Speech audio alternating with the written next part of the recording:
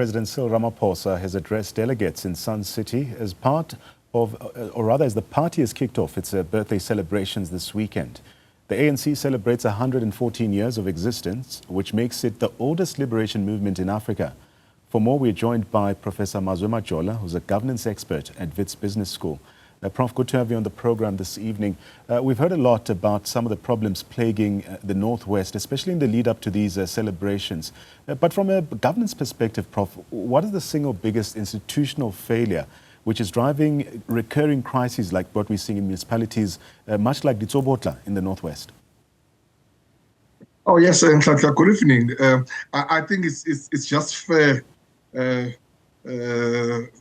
if we can just congratulate the ANC, as we've just said, that it's already the oldest liberation movement in the continent, 114 years, still standing. It's not a child's play. So it means that they've got something that has made them to persevere and to stand until to where it is now. More especially, you know, that it had some sprinter groups. You remember 1997 UDM, 2008 COPE left, and then it caused so much chaos. 2013 EFF left, 2023 December MKP left. So, but still standing, yes, with those amidst the problems that we are talking about, that even though this an oldest movement in the continent, but it is definitely confronted with this so much problems, especially in Northwest. And it's very unfortunate because Northwest, it's a province that is led and governed by ANC alone. So it's like Eastern Cape, you know, that other provinces, ANC lost the outright majority, so they are in alliances or coalitions. But in Northwest, it's only ANC governing there, and Eastern Cape. So what is happening in Northwest, especially as we are talking about the local government or municipalities, is very, very disappointing, and it definitely does talk to the lack of governance and financial management and then poor leadership, really. So it's just a poor consequence leadership from the ANC, because it's just a single party that is leading this province, but the province is falling apart. Notwithstanding, Nhlanhla, that it's a very rich province as far as natural resources is concerned. But unfortunately, the second largest in terms of the unemployment it's concerned. The Eastern Cape is the first province and as far as unemployment is concerned in the country, and Northwest is the second. So very, very disappointing in that regard, that the province that's got so much mining, platinum, gold, and so forth, but it's just not well run in terms of the local government and even the provincial government as well. I mentioned services because that's a topic that the President also covered. The ANC President Cyril Ramaphosa at a Progressive Business Forum meeting which just took place earlier on. But speaking to issues around services, potholes seem to be the order of the day in the Northwest, water issues, but also, like you mentioned, unemployment being high among issues facing residents there. But I'll take, for instance, comments from residents in Itsoseng, who accuse government leaders of simply lying to us. I quote what they say here, after decades of unfulfilled promises. At what point, Prof, does repeated failure shift from poor governance to a breach of constitutional accountability? No, it is. And that is why actually South African Human Rights Commission had to lead or conducted that investigative and also wrote that investigative report, that out of 19 municipalities, 14 municipalities were found wanting as far as governance is concerned, lack of water, electricity, as we are talking about potholes and all that thing. So it's a human rights issue. I mean, the rights to dignity, rights to water, rights to, and all these rights that are contained in the Bill of Rights. So indeed, that is why I'm saying that it's, as the ANC chose this province to celebrate its 114th celebration or anniversary, it must also make that introspection and say, look, this is the province where we are running. I mean, they can talk, I mean, the problem with other provinces where the coalition, because when there's a coalition, you know that there will always be instability, and then you can't implement your own policy as a party because you've got to compromise with other parties that you are in alliance with. But if you are just a single party governing and running the province, you've got all the policies and all the leadership and everything is run by you. So if you are failing, you are the one who's failing. So that is why it's ANC must make that introspection, because it has failed in Northwest.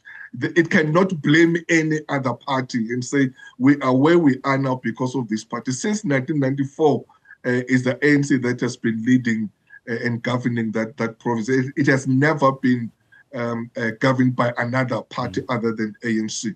So it means that these infrastructure that is collapsing, everything that is just going wrong there, it's at the hands of the governing party or in that province, which is the ANC. It's interesting that we mentioned the South African Human Rights Commission report. It does highlight weak oversight, financial mismanagement, but also political interference in the Northwest. How much of what we are seeing in that province is a capacity problem, Prof, and how much of it is a political will problem?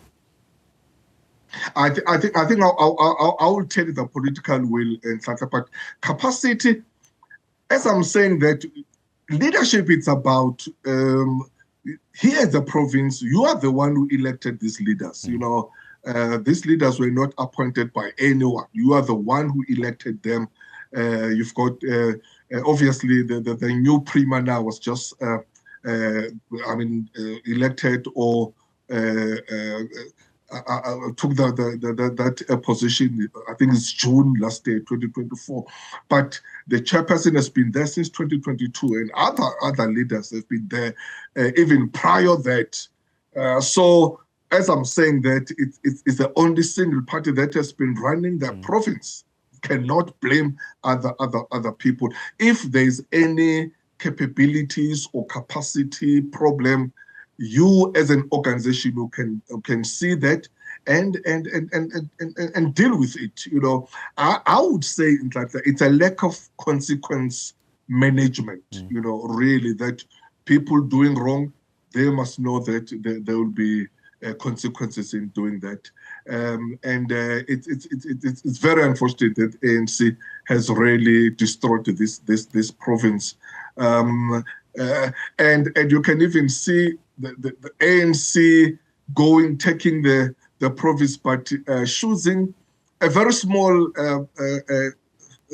stadium, which has got about 20 capacities or seating capacity, that they will be having this anniversary tomorrow. So you can see that even though they went to Northwest Party, they realized that, look, even though this is our province, but we are not doing well. So probably let's not kill ourselves going for a very big venue. Let's just take a stadium that will, smaller stadium, which is very, very unfortunate, because remember those days when ANC had events, would go to very big stadiums. I mean, you talk about FNB, Madiba Stadium, Orlando, all those big stadiums. But it just shows how ANC has really are affected by whether it's the splinter group that happened, as I spoke about them, or even the internal strifes or situations, even that the membership is dwindling severely, that they don't have really anyone, so they can just work with whatever they have. But for them choosing Northwest, probably strategically to try and deal with the challenges there before the municipalities election. So we also heard a number of ANC leaders acknowledging the problems, especially during that visit by Deputy President Paul Mashatile. Yet residents say these acknowledgements come every election cycle, especially from ANC leaders, they say. Why do political apologies and promises, Prof, then fail to translate into implementation? Very wrong, because I will agree with the residents of Northwest to say, you acknowledge this challenge, this problem, so what? You know, how many times have you acknowledged that? You know, you are coming to us now, and the only time we'll see you is when the electioneering or just before the elections date. So I think really the ANC must make an introspection and say, why have you destroyed this province? I think if it was the ANC leadership, I would say, look, let's make sure that those provinces that we are still governing, let's try our utmost best to excel there, to make sure that, so that there must be a model. If we are talking about governing, and then we can say that look at where we are governing, like what always DA does or say whenever they are pointing at the Western Cape. So they can't point and they can't make Northwest a model.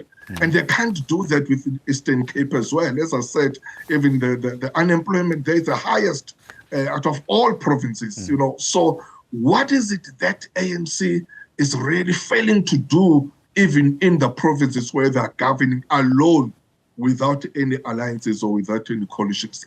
That is $1 million question. They must make an introspection and go back to the drawing board and make sure that they amend whatever, and also take the feedback very seriously from the people, and then go back to those people just to show respect to them and say, you told us this, and then we are coming back to you, we are saying we have fixed what you told us, we have done this, and then that will inspire confidence, and then it will restore trust, so that people, they will know that, no, these people hear us, these leaders hear us when we talk to them. But going there because there is an anniversary, and then after that they just left until the elections, is not good at all in terms of leadership. Professor Mazwe Majola, thank you so much for your time. Of course, as the ANC meets this weekend and set to deliver the January 8th statement, which will be presented by President Cyril Ramaphosa, the ANC president, tomorrow.